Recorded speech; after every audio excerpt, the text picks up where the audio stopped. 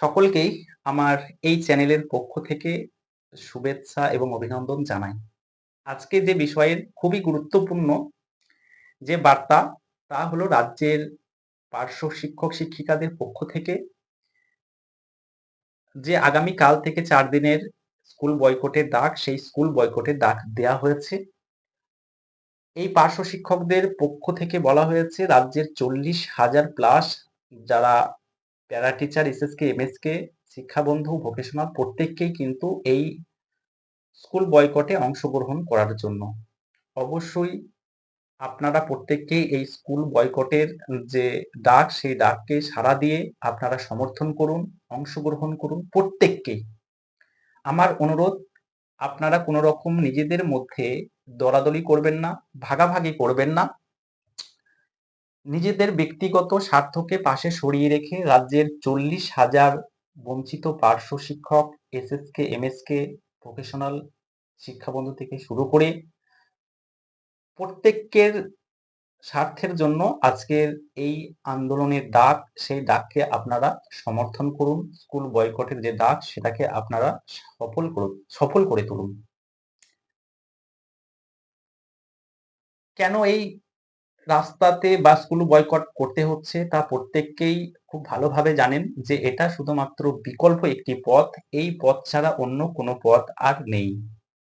অনেক লিখিত, অনেক ভিডিও কনফারেন্স করা হয়েছে, কিন্তু রাজ্য সরকারের পক্ষ থেকে কোনো রকম টনক নড়েনি বা পেছন দিকে ঘুরেও তাকায়নি।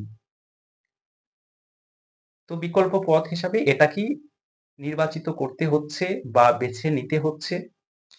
আজকে আমরা দেখছি রাজ্যের যে সমস্ত বিদ্যালয়ের প্রধান শিক্ষক, শিক্ষিকা যিনারা আজকে এই পার্শ্ব শিক্ষকদের যে বেতন বৃদ্ধি, পার্শ্ব শিক্ষকদের যে অবদান স্কুলের প্রতি, পার্শ্ব শিক্ষকদের যে পরিশ্রম আজকে স্কুলের প্রতি ইনারা করছেন, সমস্ত কথাই কিন্তু অনেক বিদ্যালয়ের প্রধান শিক্ষক শিক্ষিকা তুলে ধরছেন বা তিনারা এই পার্শ্ব শিক্ষকদের পাশে এসে দাঁড়িয়েছেন।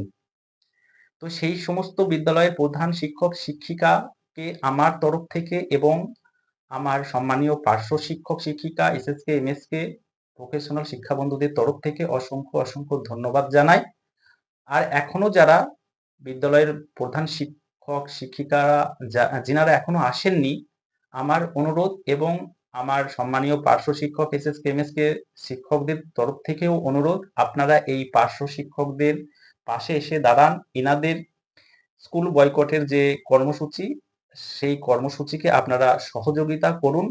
অবশ্যই এই পার্শ্ব শিক্ষক শিক্ষিকা, এসএসকে, এমএসকে এনারা আপনাদের যে অবদান সেটা কখনোই ভুলবেন না। কারণ মানবিকতা এবং নৈতিকতার দিক থেকে এই সম্মানীয় পার্শ্ব শিক্ষক শিক্ষিকা, এসএসকে, এমএসকে সবার ঊর্ধ্বে। তো এই গুরুত্বপূর্ণ বার্তাটি আমার দেওয়ার উদ্দেশ্য যে আপনারা প্রত্যেককেই কিন্তু নিজে জাগুন, অন্যকে জাগান এবং কর্মসূচিকে সফল করুন। কোনো রকম নেগেটিভ চিন্তাকে মনে আনবেন না। কারণ আপনারা আপনাদের যে হকের দাবি, ন্যায্য পরিশ্রমের দাবি সেটা আপনাদেরকে ছিনিয়ে আনতে হবে। তো এই ছিল গুরুত্বপূর্ণ একটি বার্তা। এরপরে যে কথাটি আজকে আমি অবশ্যই বলবো আমার রাজ্যের মাননীয়া মুখ্যমন্ত্রীকে উদ্দেশ্য করে, তা হলো রাজ্যের মাননীয়া তো অনেক ক্ষেত্রেই আমরা দেখেছি বিভিন্ন স্বাস্থ্যকেন্দ্রে, বিভিন্ন হসপিটালে তিনি ভিজিট করেছিলেন, আমরা দেখেছি। তিনি দেখতে গিয়েছিলেন সেখানের পরিষেবা কেমন দেওয়া হয়, সেখানের পরিষেবা কিভাবে চলছে। তো আমার মাননীয়ার কাছে আমার অনুরোধ, আপনিও দরকার হলে আজকের বিভিন্ন স্কুলগুলিতে গিয়ে ভিজিট করুন।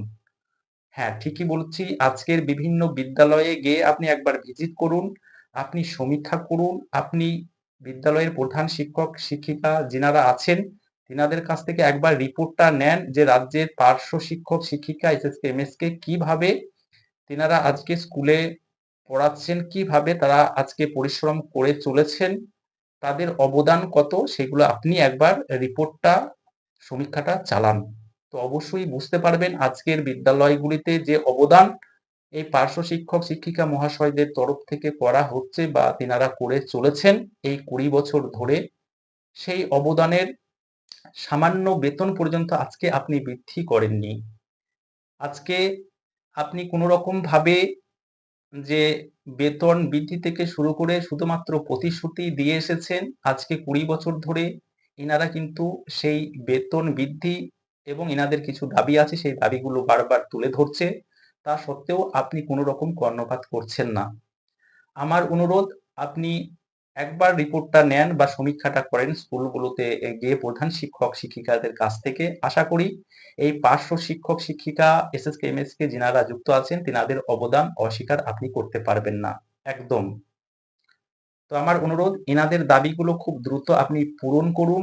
অবশ্যই এই এনাদের দাবি যদি আপনি ঠিকমতো পূরণ করুন, অবশ্যই আগামী দিনে শিক্ষা ব্যবস্থার যে ডেভেলপড সেটা আশা করছি খুব দ্রুতই হবে। শিক্ষা ব্যবস্থাকে উন্নত করতে গেলে, শিক্ষা ব্যবস্থার পরিকাঠামো ঠিক করতে গেলে, শিক্ষা ব্যবস্থার যে উন্নয়ন সেটা করতে গেলে আজকে অবশ্যই দরকার, আজকে যে রাজ্যের পার্শ্ব শিক্ষকদের যে বেতন বৃদ্ধি, মানে তেনাদের যে স্ল্যাব, তেনাদের যে পরিকাঠামো সেটা অবশ্যই বৃদ্ধি করা, উন্নতি করা। তো এটাই বলার, আর কিছু বলার আপাতত আজকে নেই। তবে অবশেষে একটা কথা বলব, যে সমস্ত সম্মানীয় পার্শ্ব শিক্ষক শিক্ষিকা এসএসকে এমএসকে আমার চ্যানেলের সদস্য, আমি সেই সমস্ত পার্শ্ব শিক্ষক শিক্ষিকাদেরকে অসংখ্য ধন্যবাদ জানাচ্ছি যে আমার পাশে থাকার জন্য এবং আপনাদের সুন্দর যে ফিডব্যাক বা সুন্দর কমেন্ট করার জন্য। আমি কি বলে আপনাদেরকে ধন্যবাদ দেব সেটা আমি বলতে পারবো না। তবে অবশ্যই আপনাদেরকে আরো বেশি, বেশি আপনাদেরকে আমার পাশে থাকতে হবে এবং কিছু হয়তো যিনারা মনে করছেন যে না আমি আপনাদেরকে বিভ্রান্তমূলক ভিডিও দিচ্ছি, বার্তা দিচ্ছি, হয়তো আপনারা কমেন্ট করে বলতে পারেন। নেক্সট বার ভিডিও তৈরি করার আগে আমি ভাববো। আর একটা কথা বলবো, যদি ভালো লাগে লাইক করবেন, শেয়ার করবেন। অবশ্যই আমি আপনাদের পাশে আছি, থাকবো, লড়াইয়ের শেষ পর্যন্ত আমি আছি। ধন্যবাদ।